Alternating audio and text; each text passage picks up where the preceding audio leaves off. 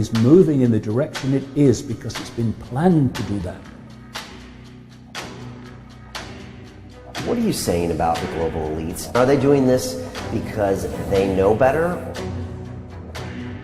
Do they really control everything? Or is it just like a group of smarter people? World events are concentrating people's minds on the fact that the world isn't like they thought it was. The next minutes could change your life forever. If you look throughout history at the people who make a ripple in history for the better, Martin Luther King, Gandhi, John Lennon, what do they all have in common? They all got assassinated. Tupac, anybody who was making big ripples and telling the truth in a really beautiful way, inevitably gets offed, right? And so what you're seeing there is a brilliant person who has contacted truth with a good heart, who wants the world to be better, and actively pursues that goal successfully to the point where they rise into the mainstream and things do begin to change a little bit because of them. And then look what happens. The Illuminati folks, they are extremely wealthy. They are very powerful. But there's a game afoot here. What do they want?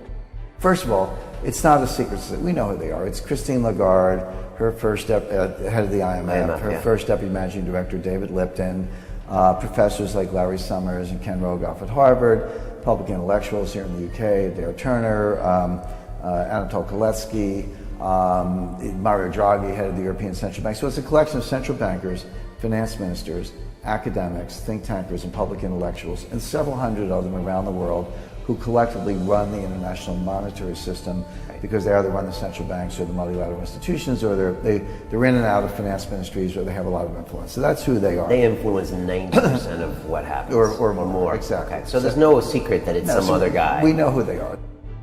What they wanted to do was to revamp the world, change the world for the better, get us out from under the restrictions of church and state, and on like that. Well, needless to say, the church and state struck back. They outlawed them, forced them to go underground.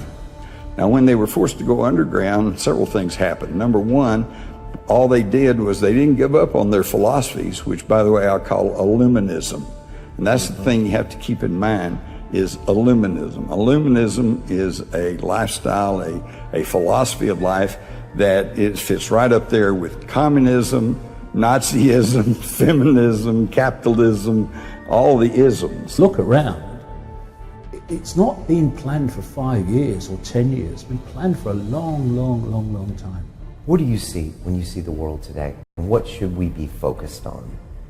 What are the big things that you see as, okay, this is happening, this is happening, this is happening? What I'm seeing is more and more people beginning to question what they've not questioned before. That is incredibly encouraging. And I've just finished a world speaking tour over the last 18 months. I've been all over the world. It's happening everywhere. Without realizing that's what they're doing. It's a tiny number. So given the mathematics, you can't physically control your target population. There's not enough of you. Yes, you can do it through people in uniform, which is manipulating the target population to police the target population, but you can't do it en masse. What you need to do is control the perceptions of the population, because perception is everything. Perception dictates what you believe, what you don't believe, what you'll challenge, what you won't challenge, what you'll accept, you won't accept, support, won't accept, support, everything. Once they've got your perceptions, they've got you, and they've got your life, and they've got the collective perception, they have humanity. This is why they want to control the information that people receive and to marginalize alternative ways of looking at the world. Because where do perceptions come from? They come from information received. When I look at the world, I see vast numbers of people who are perceptually programmed. When you look at a human life, it's basically a perceptual programming and download from cradle to grave. You know, you come out of the womb and immediately you're influenced by your parents in terms of your perceptions. And they're not being malevolent, most of the time anyway, the vast majority, but they've been through the system you're about to go through, the process you're about to go through. They've bought it, accepted it as normal, accepted the crazy place to be sane, and therefore, out of wanting to do right for you, they'll pass those perceptions on to you. Take a deep breath, take a step back, look at it again.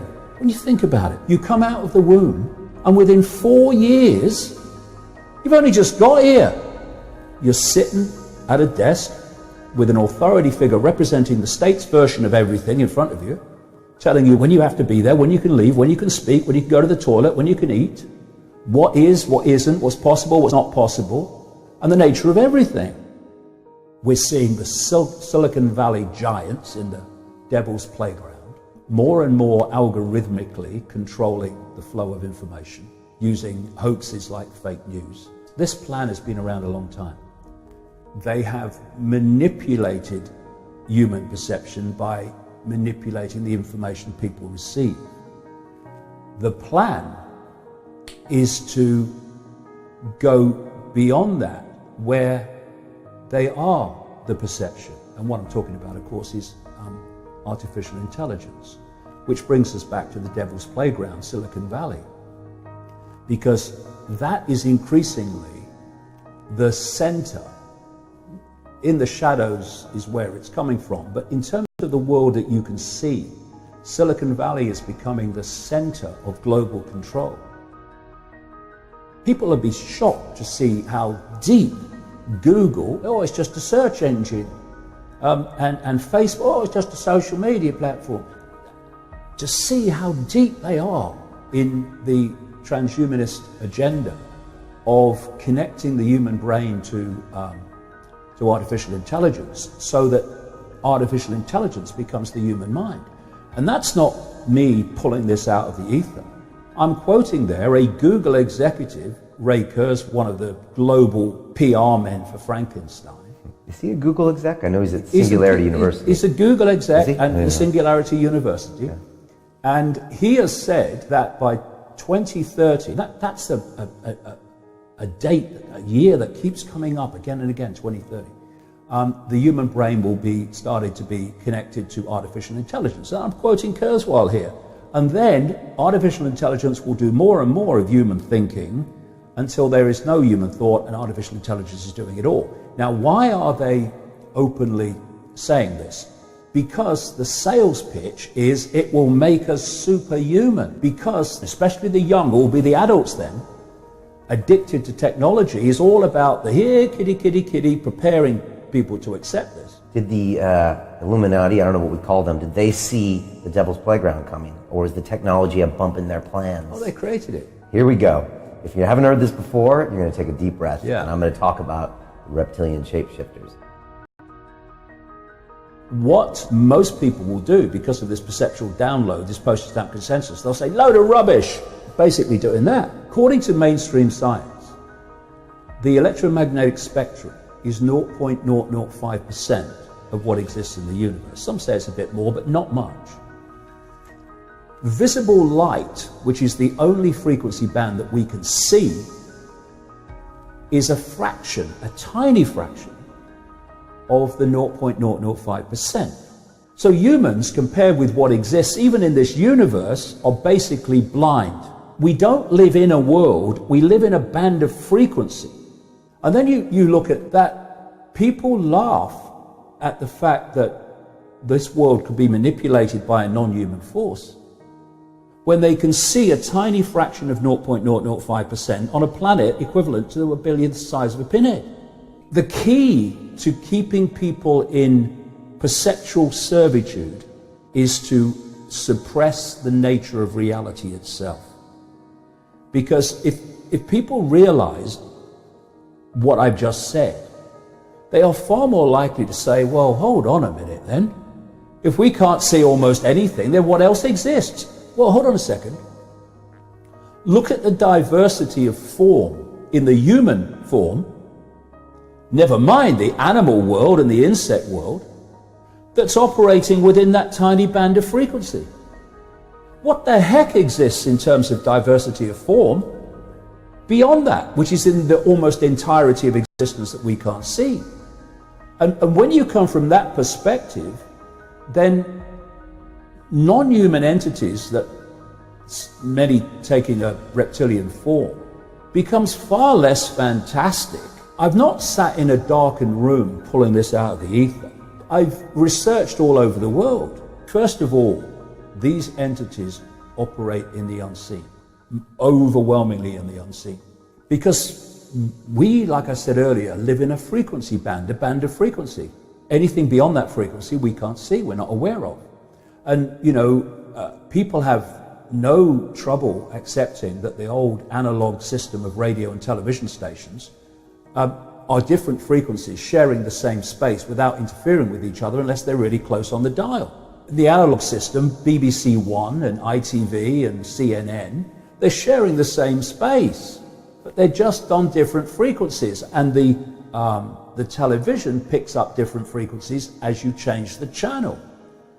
Well, in the same way, worlds, or realities, it's a better term, are sharing the same space without interfering with each other unless they're very close on the dial. And so these, not just reptilian but other non-human entities, are operating just outside of the human sight. And they have to have vehicles within our frequency band, within our world, that represent their interests, that are basically vehicles for them to manipulate our society.